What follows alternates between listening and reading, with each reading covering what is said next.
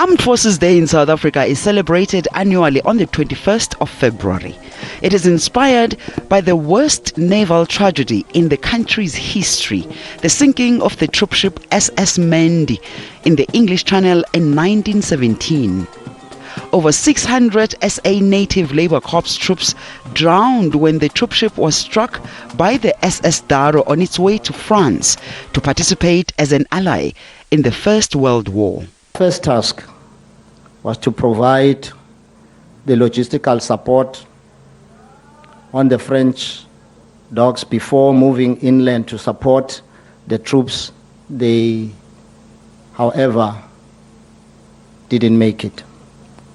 Throughout history, many have laid down their lives in service of their country and the people's higher ideals.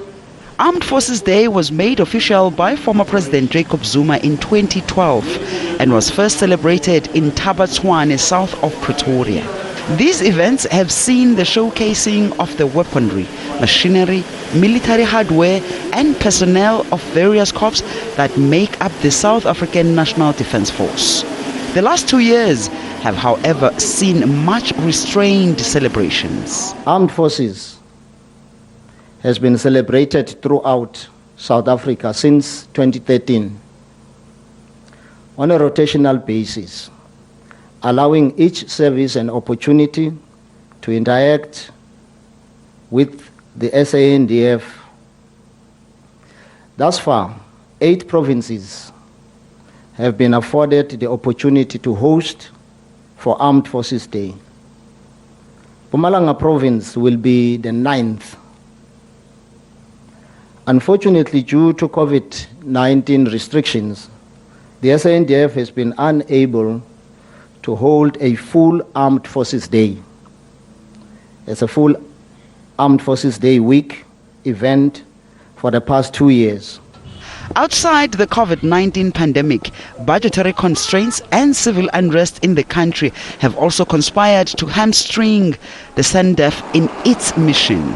The financial constraints that are reflected by the persistent budget cuts experienced by the Department of Defense are well documented and known.